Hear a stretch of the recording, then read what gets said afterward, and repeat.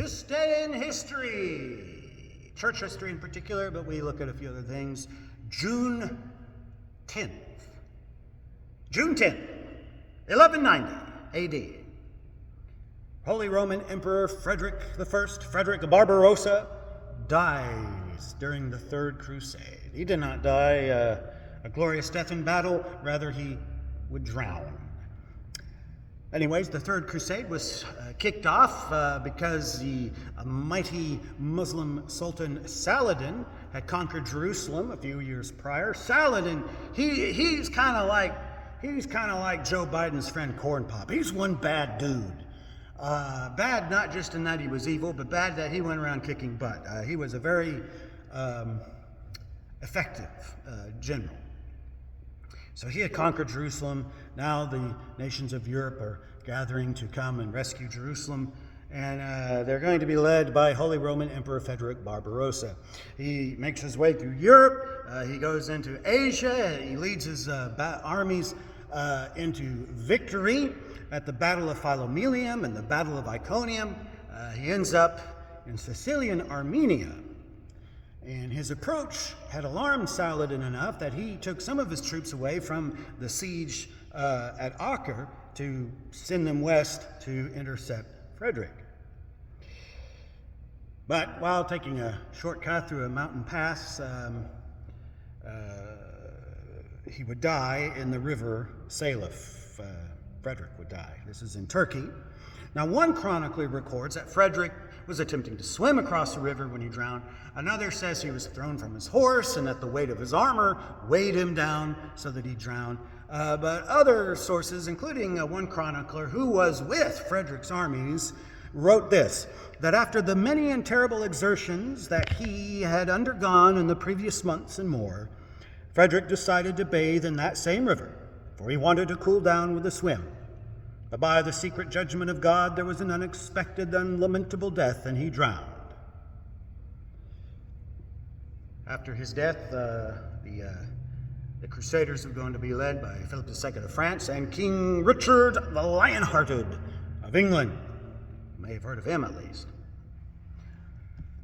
June 10th, 1692, Massachusetts. The first person to be executed for the Salem witch trial, Bridget Bishop, is executed on this day. Now, the enemies of Christ have used the Salem witch trials to slander the name Puritan, but the errors committed here were much more of a judicial nature. I really have not much quibble with the theology. I mean, if the civil magistrate should agree with the Word of God that witchcraft is a crime, is a capital crime, who am I to quibble?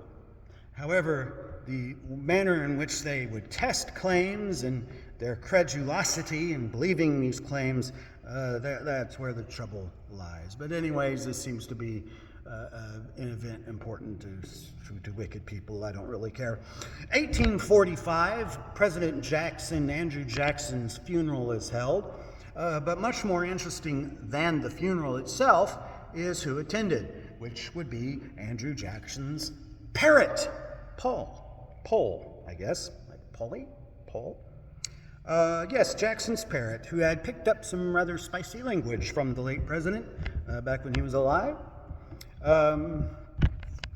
So apparently this bird just cussed up a storm during the funeral and finally had to be removed from the premises so that they could proceed with some modicum of decency. A little bit of Civil War history, 1861, June 10th.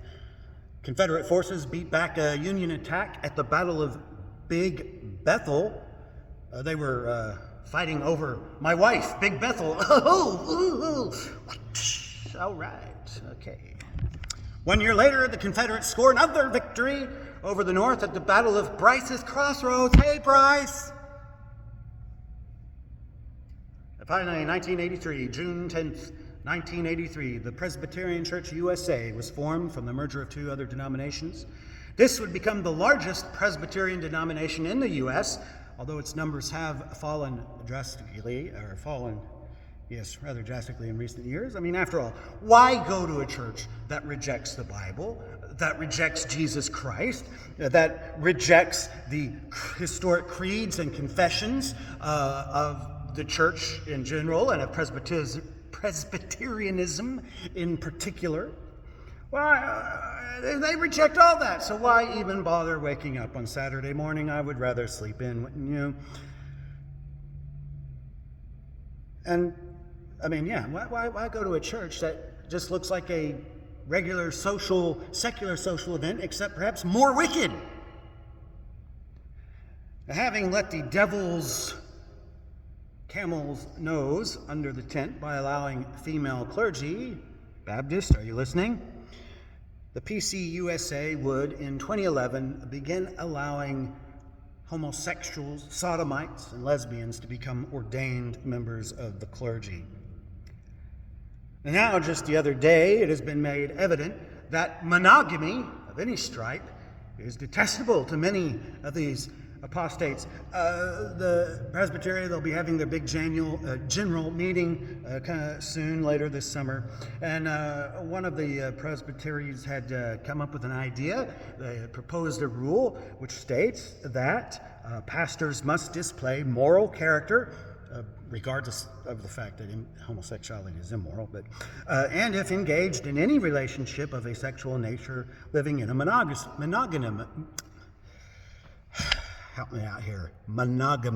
one. So in other words, hey, our clergy, they can be straight, they can be queer, they can be whatever. They just got to be monogamous. But there's been this huge uproar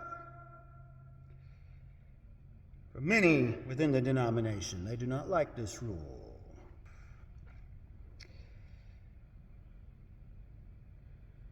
If I may quote from the Apostle Peter, or paraphrase, these so-called pastors follow their sensuality, and because of them the way of truth will be blasphemed. And Peter gives Sodom and Gomorrah as examples of God's justice against such practitioners of evil. And then he continues, but these, like irrational creatures, animals, creatures of instinct, born to be caught and destroyed, blaspheming about matters of which they are ignorant, will also be destroyed in their destruction, suffering wrong as the wage for their wrongdoing. They count it pleasure to revel, and might I say, take pride in. They revel in their daytime. They have eyes full of adultery, insatiable for sin. They entice unsteady souls. They have hearts trained in greed, for speaking loud boasts of folly. They entice by sensual passions of the flesh those who are barely escaping from those who live in error. They promise them freedom, but they themselves are slaves of corruption. For whatever overcomes a person, to that he is enslaved. These people have gone to seminary. They've presumably read the Bible at least once. They've learned the way of righteousness, at least as far as reading it goes. But Peter says it would have been better for them never to have known the way of righteousness than, after knowing it, to turn back from the holy commandment delivered to them. What the true proverb says has happened to them. The dog returned to its own vomit, and the sow, after washing herself, returns to wallow in the mire. That is the Presbyterian Church of the USA today. And this has been your day in church history.